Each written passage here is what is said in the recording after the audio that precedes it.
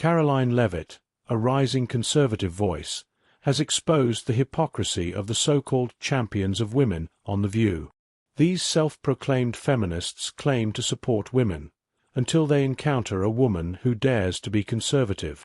Suddenly, they turn into the very thing they claim to despise, spewing petty and baseless insults to tear her down. Now, Whoopi Goldberg finds herself embroiled in yet another controversy over her latest remarks on wokeness. This time, however, she went head-to-head with someone who refused to back down. Whoopi, known for her fiery rhetoric, launched a tirade against a young conservative woman, criticizing her stance and belittling her as if she had no right to an independent thought.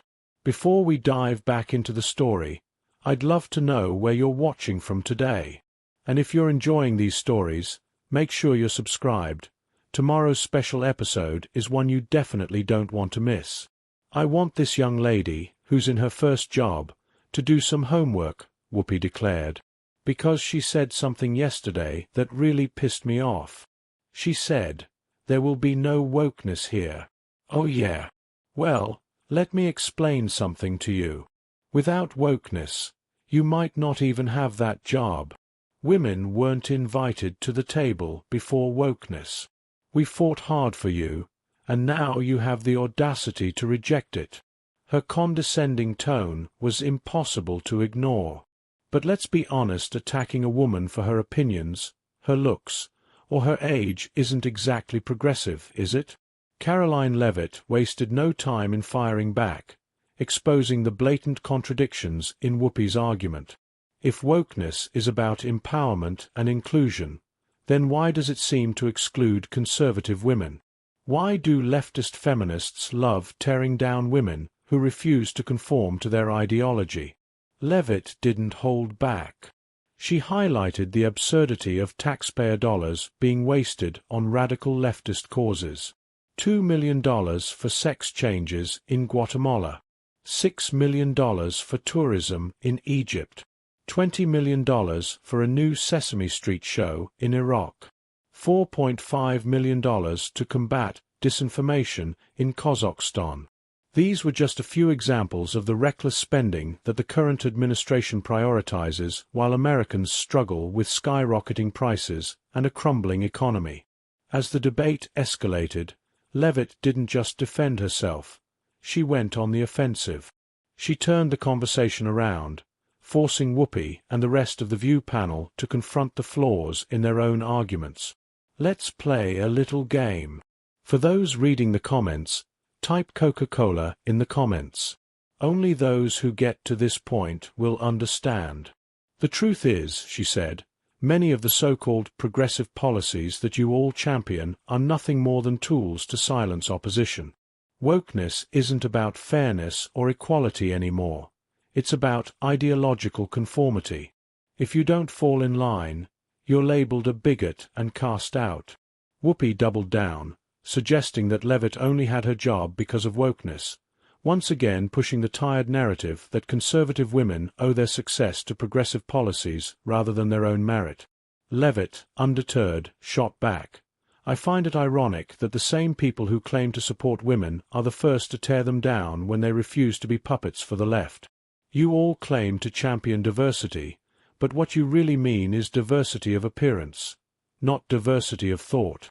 She pointed out the glaring hypocrisy of The View, where conservative women have been repeatedly shouted down, dismissed, and ridiculed. The show that prides itself on being a platform for different perspectives has consistently proven that only certain viewpoints are welcome. Leavitt also tackled the media's role in perpetuating division. I'm so sick and tired of the media blaming Donald Trump for every problem in America, while conveniently ignoring the lies and hoaxes pushed by the left. The real division comes from the people who demonize half the country for daring to think differently. Then came the knockout punch. She called out the media for their selective outrage, their endless attempts to discredit conservative voices, and their blatant disregard for issues that actually matter to everyday Americans. Of course, Whoopi and her co-hosts had no real counterargument.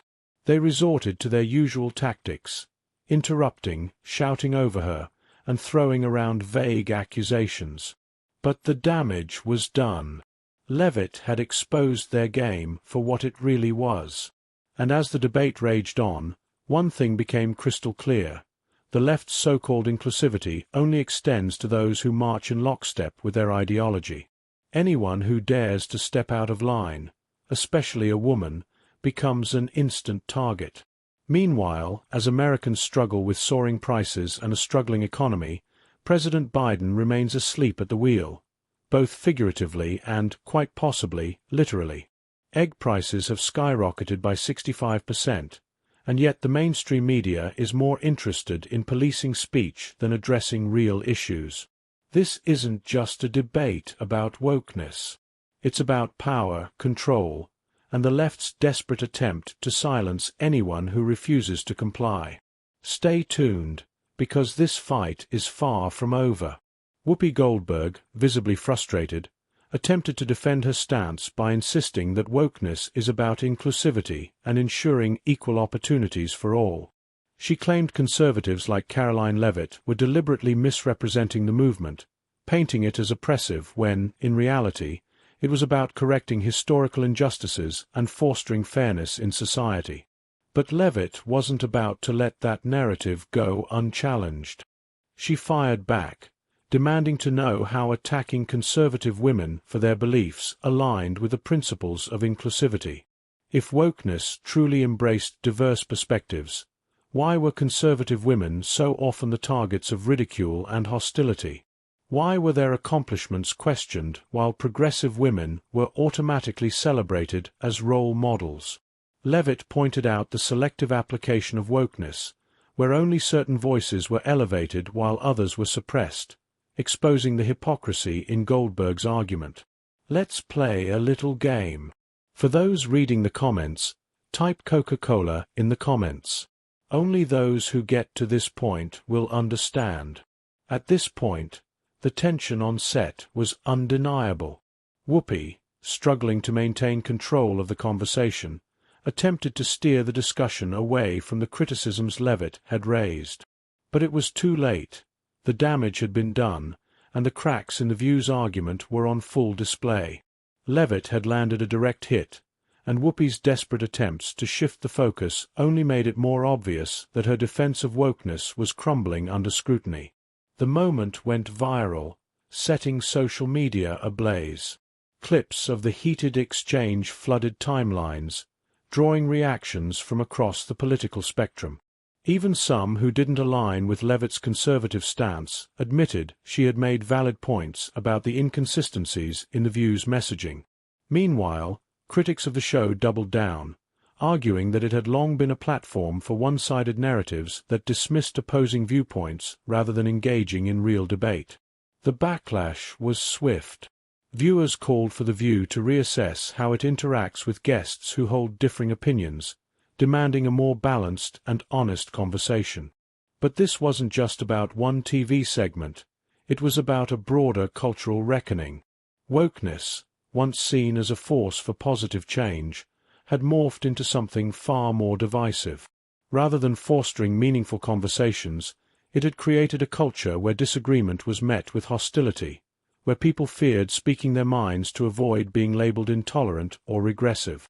Leavitt's exchange with Whoopi Goldberg tapped into a growing frustration among Americans who feel that the modern definition of progress has been hijacked by ideological gatekeepers. The real debate isn't just about wokeness. It's about whether free speech and diversity of thought still have a place in mainstream media. The fallout from this showdown was bigger than The View.